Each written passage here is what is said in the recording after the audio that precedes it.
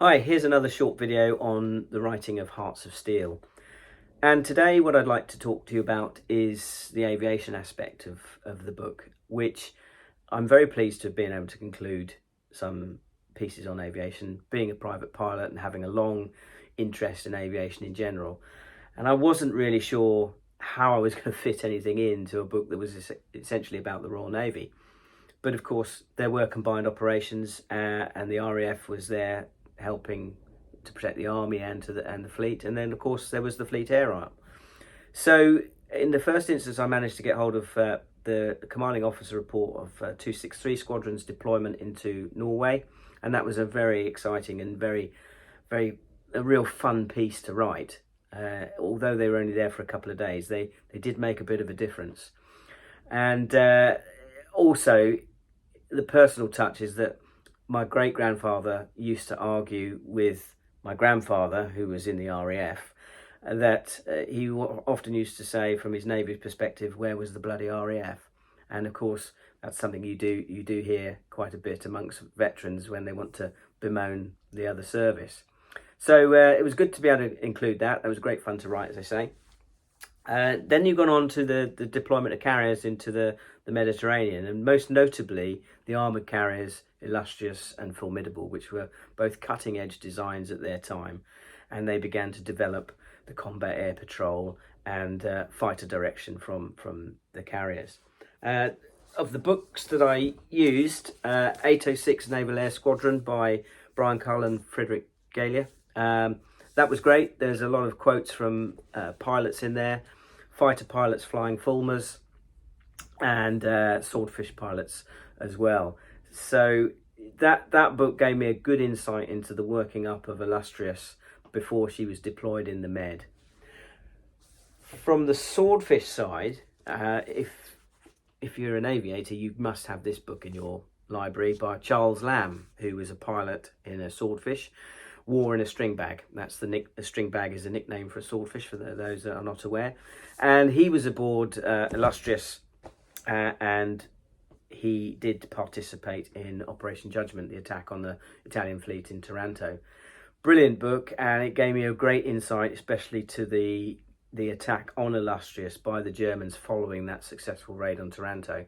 And the Germans were they'd been deployed to the Med, and they were out to get Illustrious. There was a directive from Hitler that said, sink Illustrious. It was a big thorn in their side, and they almost did it, but they severely damaged her. She managed to get back into Malta. She was bombed continuously for days on end, often known as the Illustrious Blitz. And then, fortunately, she had enough steam. She got back to Alexandria, and then was shipped off to the States for repairs, which took an awful long time. And she was replaced by HMS Formidable, her sister ship, which then took part in the Battle of Matapan. So War in a String Bag, really useful book, and I'd get hold of one. From a reconnaissance aspect, the Flying of Sunderlands was very interesting. They deployed several Sunderlands at the time in aerial reconnaissance, and it was nice to be able to write about their operations a little bit. For Taranto itself, there was a little group of Maryland aircraft, twin-engined medium bombers that were originally assigned to the French Air Force, but then because the French got overrun, obviously, in the invasion by the Germans, Britain honoured the order of the Marylands, and we got to use them. And three of them in Flight 431 were sent down to Malta as aerial reconnaissance. One of the pilots was Adrian Warburton, and his book is written by Tony Spooner, is called Warburton's War. Warburton was an interesting character, very charismatic, very good looking. He was a fantastic pilot in the air. He wasn't well renowned for being a pilot in the basics of taking off and landing.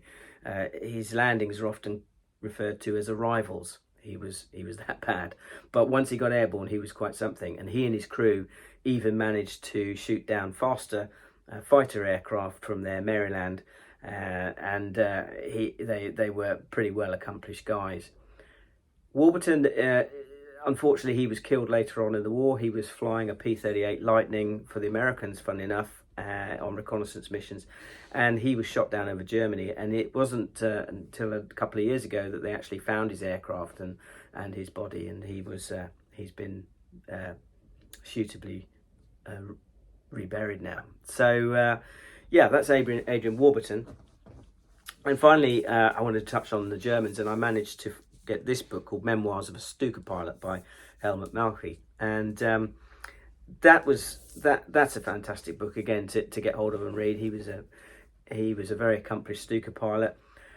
He fought in the Battle of Britain, and the deployment. He talks about the deployment of Stukas in the early stages when they were devastating in the advance on Dunkirk, and then in the early stages of the Battle of Britain. But they really required air superiority to be effective, and eventually they were slightly sidelined in the Battle of Britain because they didn't have the right protection. They were used in the wrong way, and they were being shot down in droves, and they lost their reputation a bit as being this awesome piece of equipment.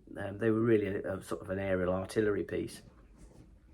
Anyway, they found themselves, he and his squadron found themselves kicking their heels a bit in northern France before they were deployed to the Med. And once the Stukas and Fliegerkorps 10 effectively were deployed to the Mediterranean, they were pretty devastating. They had adequate fighter cover. We had, the British Allied powers had virtually nothing down there, and they had a free rein to do what they liked. So certainly during the 1941, from 1941 when they were deployed down there through to Crete, they were and beyond, they were a force to be reckoned with. So Malki's book Stuka Pilot gave me some great insight into flying Stukas and their attacks on the shipping, and of course on Nubian herself. So the aerial aspect, whilst I thought it would be quite small, it ended up being quite a big piece of Hearts of Steel.